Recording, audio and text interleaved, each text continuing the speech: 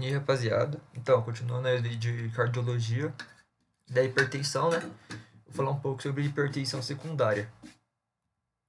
Bom, o que vai ser a hipertensão secundária e como a gente consegue suspeitar? Bom, a hipertensão secundária vai ser quando o paciente ele tem uma hipertensão, né, arterial, que nem eu falei no primeiro vídeo. Porém, mesmo com o tratamento com 4, 5 medicamentos, essa hipertensão não muda, tá? Ela não abaixa, tá? Às vezes a gente está usando, por exemplo, aqueles diuréticos tiazídicos, né?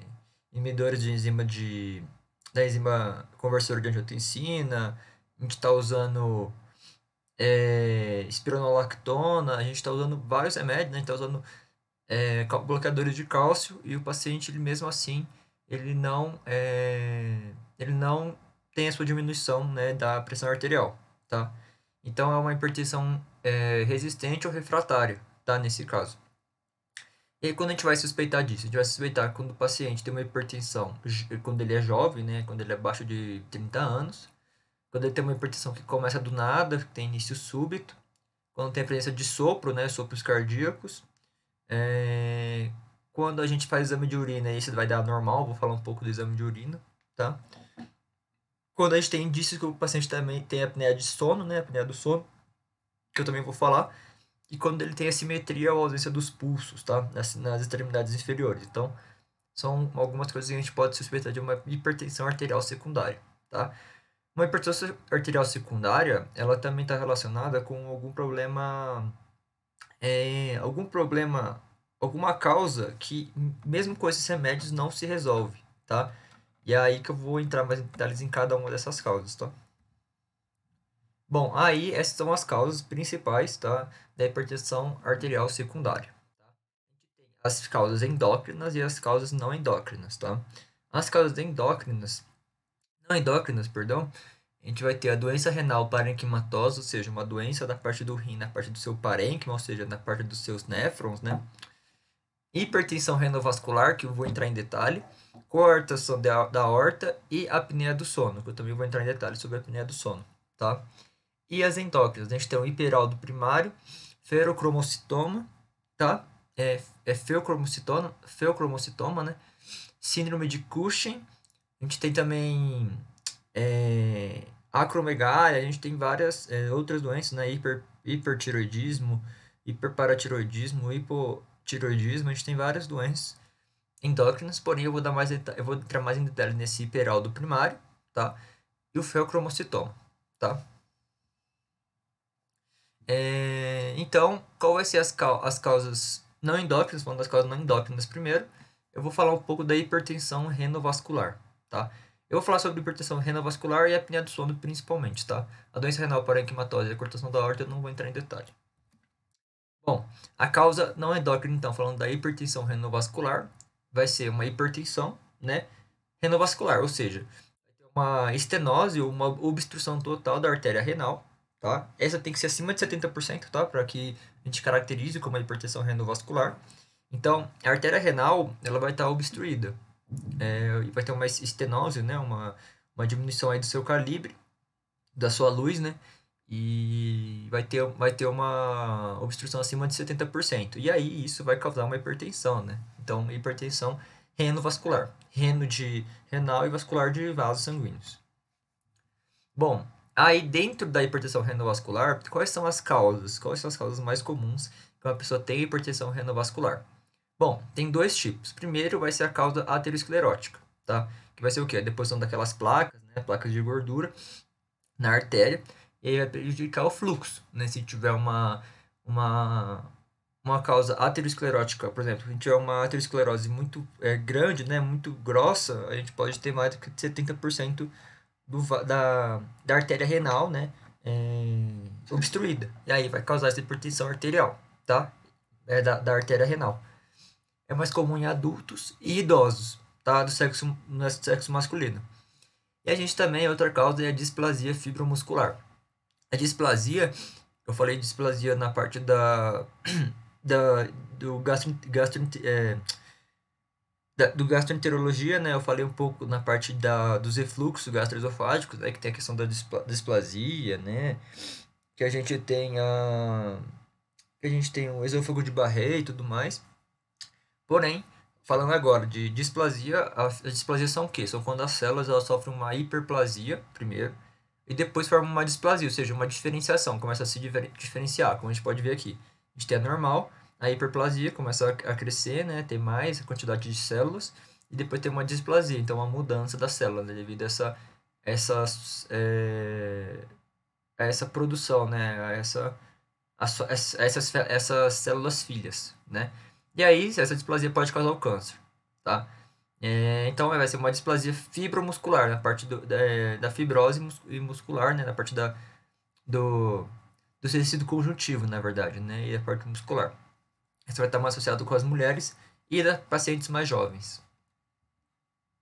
Bom, agora vamos ver os sinais da hipertensão renovascular. Bom, a hipertensão renovascular pode ter um início súbito, né? Sopros abdominais, já que a gente está falando da parte da renal, né? Um edema agudo do pulmão, eu pretendo fazer um vídeo em pneumologia sobre isso. Alterações da função renal, isso é muito importante.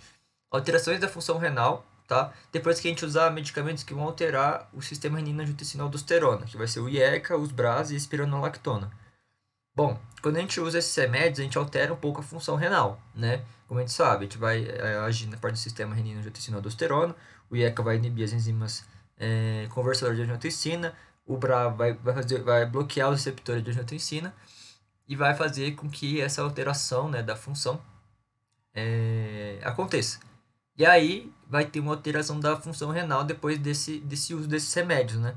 Então, se a gente, por exemplo, ver um paciente, dar esses remédios para ele tem uma alteração renal e não diminui a hipertensão, a gente pode pensar em uma hipertensão renovascular.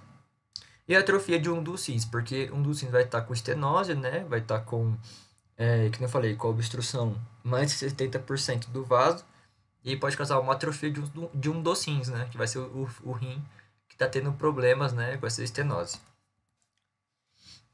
Bom, o rastreamento da hipertensão arterial, a gente vai usar o Doppler, tá? O Doppler é uma ecografia que ela vai mostrar o fluxo sanguíneo dos vasos, né? E aí a gente vai usar esse Doppler para ver como está o vaso sanguíneo, principalmente a artéria renal, né? E ver se tá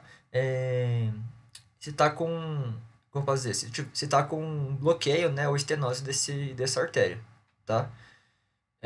E aí, com o Doppler, a gente vai ver. Se tiver positivo, a gente vai fazer um tratamento com arteriografia. Se o Doppler der negativo, a gente passar o Doppler lá e não der, a gente não vê nada de placa, nem nada nesse sentido, a gente vai ter que esperar mais evidências, né, para ver se o paciente, pra gente ver se é isso mesmo, né, e a gente pode fazer uma angiografia por ressonância magnética ou tomografia computarizada. Bom, qual vai ser o tratamento da hipertensão renovascular? Pode ser medicamentoso, com aquele bloqueio do sistema renina-angiotensina-aldosterona, né, aquele uso, né, dos IECAs, dos BRAs e da espironolactona. E procedimentos de revascularização, já que o rim vai estar menos vascularizado, né? Um dos rins vai estar menos vascularizado. A gente pode fazer esse processo de revascularização aí do rim. Aí agora falando de outra causa não endócrina, a gente vai ter a apneia do sono. A apneia do sono, ela é a principal causa, tá, da hipertensão arterial secundária, tá, de todas, das endócrinas e das não endócrinas. E ela o que vai ser a apneia do sono? Vai ser um colapso intermitente das vias aéreas durante a noite, tá? Então, durante a noite a gente vai ter esse colapso, né, das vias aéreas. Quais são os sinais da apneia de sono que a gente pode ver no paciente? Ronco alto ou frequente, né, se o paciente estiver roncando muito. Sonolência durante o dia, porque o paciente ele tem essa dificuldade, né, para dormir de forma efetiva, então ele vai sentir sonolência durante a parte do dia. Engasgos noturnos, né, fadiga excessiva e obesidade. O diagnóstico da apneia do sono vai ser a polissonografia. E o tratamento da apneia do sono a gente vai usar o CPAP. Tá? O CPAP é uma máscara no rosto, tá? Durante o sono. Eu não sei para que serve exatamente, mas eu acho que ele vai ajudar na parte da oxigenação, né? Já que a gente vai ter um bloqueio, né, dessas vias aéreas, um colapso dessas vias aéreas, né? E a gente pode usar antihipertensivos também, né? Já que a gente está falando de hipertensão, né? Agora falando das causas endócrinas, eu vou falar principalmente do, do hiperaldo primário e do feocromocitoma. Tá? Eu vou falar dessas duas doenças principalmente. Não vou entrar em detalhes sobre a síndrome de Cushing, é, de hiperparatiroidismo, hipertiroidismo, hipotiroidismo, não vou entrar em detalhes, tá? Bom, o hiperaldo primário, o que que ele é? Ele é quando a gente vai ter uma produção anormal de aldosterona, tá? A aldosterona, a gente sabe que ela é produzida no córtex da glândula suprarrenal, tá? Ela é produzida lá. E qual vai ser as causas? Por que que a gente vai estar produzindo mais aldosterona do que o normal? Normalmente por uma hiperplasia adrenal no córtex da adrenal, né? Então, a gente vai ter mais células dessa produção de aldosterona, que é o córtex adrenal, produzindo aldosterona, então a gente vai ter um aumento da aldosterona, consequentemente. Normalmente essa é a unilateral, né? E o adenoma suprarrenal. O adenoma ele não é um câncer propriamente dito, ele não é um carcinoma, né? Mas ele é um câncer suprarrenal, né? Mas ele não é cancerígeno. Bom, fisiopatologia então do hiperaldo primário. Bom, a aldosterona a gente sabe que tem uma função de ajudar na reabsorção de sódio e água nos néfrons. E também ela ajuda na excreção de cálcio e de H+. Tá? Isso é fato. O sódio e a água, eles ficam, né? Como eu posso falar? Eles retêm, né? A aldosterona retém o sódio e a água.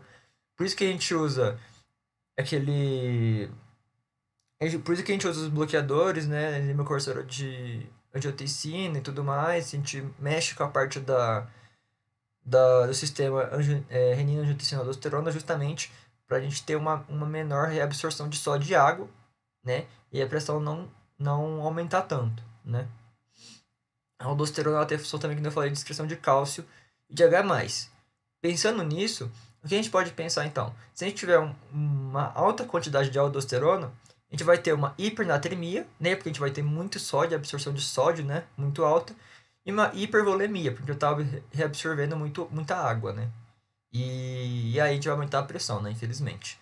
Além disso, com a excreção de cálcio e de H+, a gente vai ter uma hipocalemia, porque já está soltando muito cálcio, e uma alcalose metabólica, porque a gente sabe que o H+, ele é fundamental para equilíbrio ácido básico, né? Eu já falei da gasometria aqui também. E com a saída desse H+, pelo rim, né, a gente vai ter uma alcalose, né? A gente vai aumentar esse pH do nosso corpo e vai transformar numa alcalose, tá? Alcalose metabólica, porque é dos rins que a gente estava falando, né? Bom, rastreamento. A gente vai ver os níveis de aldosterona, renina e da parte de cálcio, tá? Principalmente. Então, a gente vai fazer o teste da aldosterona, ver se o paciente está com hiperaldosteronismo, né? Porque aí, se ele tiver uma alta quantidade de aldosterona, a gente já pode pensar em hiperaldo primário, né? Porque hiperaldo primário é justamente isso, uma alta absorção da aldosterona. A gente pode ter uma diminuição da renina, né? E a gente pode ter uma diminuição do cálcio, né? Que nem eu falei, por causa da liberação, né? De cálcio pelos rins, né? E aí a gente pode caracterizar um hiperaldo primário. Para fazer o diagnóstico por imagem, a gente vai ver justamente a glândula suprarrenal, né? Principalmente o córtex, né? Já que é esse que vai estar modificado, seja com um adenoma ou seja ele com uma hiperplasia. Fazer o diagnóstico com tomografia computarizada ou com ressonância. Na tomografia computarizada a gente vai fazer cortes finos, né? E a gente vai ver exatamente essa questão da glândula, né? Ver como está o córtex dessa glândula e ver como que tá a produção de aldosterona em relação a isso, né? Se a aldosterona estiver alta, a gente pega, vê exatamente a glândula, vê o córtex da glândula e vê como que está a situação das células que produzem aldosterona.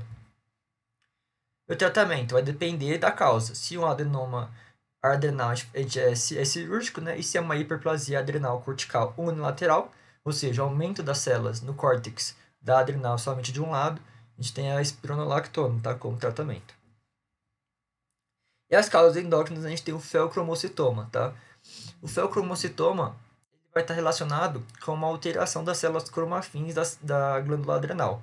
O que essas células cromafins fazem? Elas produzem principalmente as catecolaminas, que é a adrenalina, noradrenalina e a dopamina.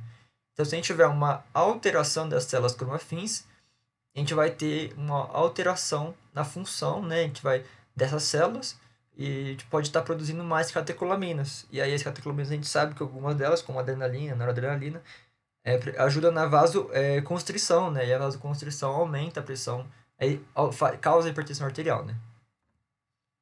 Bom, qual vai ser a tríade do feocromocitoma? É três coisas. É, a cefaleia, a sudorese e a palpitação, tá? Todas elas relacionadas aos efeitos das catecolaminas em si, né? Que é a adrenalina, noradrenalina e dopamina. Então, essa vai ser a tríade do feocromocitoma e isso é relacionado totalmente, né, com a clínica do paciente. Então, se o paciente tiver cefaleia, tiver fazendo sudorese, tiver palpitação, a gente pode pensar no feocromocitoma também, claro, e com a análise dos laboratórios, né, correspondentes. Bom, o diagnóstico do feocromocitoma vai ser, a gente vai fazer a análise da catecolaminas e metanefrinas urinárias. As metanefrinas, elas são antecessoras das catecolaminas, tá? Então, por isso que a gente faz essa análise das duas, né? E a ver a metanefrinas no sangue, tá? Se eles estiverem aumentados, a gente vai ter uma maior produção, consequentemente, desses hormônios, né? E a gente pode fazer o uso de imagens, né? Pra gente ver as células cromafins, né? Como que elas estão. Tanto com ressonância magnética ou tomografia computarizada. O tratamento do feocromocitoma vai ser alfa-1 bloqueadores, injeção de água pelo paciente e injeção de sódio pelo paciente. Porque se a gente começar a tratar essas noradrenalinas de forma muito rápida, né, de forma muito repentina, a gente pode causar problemas para o paciente. Então, por isso que é importante a gente, de pouquinho em pouquinho, com o uso dos alfa-1 bloqueadores, diminuir, né, essa questão aí é, do feocromocitoma, né, da produção das catecolaminas. Bom, e aí eu falei também das causas das hipertensões arteriais secundárias de origem endócrina. Então eu falei aí, na hipófise a gente tem a acromegalia e a doença de Cushing, né? Na tireoide a gente vai ter o hipertiroidismo, o hipotiroidismo e paratiroidismo. E na adrenal, as duas que a gente viu, né? Que é o hiperaldo primário e o feocromocitoma. Então, as duas mais importantes que a gente tem que saber, né? É sobre a adrenal, né? Sobre a glândula adrenal, que é essas duas doenças, né? Que é o hiperaldo primário, que é o clube de aldosterona, produção excessiva de aldosterona, e feocromocitoma, que está totalmente relacionado com problemas nas células cromafins e devido a isso, problemas com a parte das catecolaminas, né? Que nem eu falei também, as adrenalinas, noradrenalinas e dopaminas. E é isso. Essas aí são a hipertensão secundária. Um tema um pouco mais técnico, né, do que as outras duas que eu tinha falado, porém muito importante também.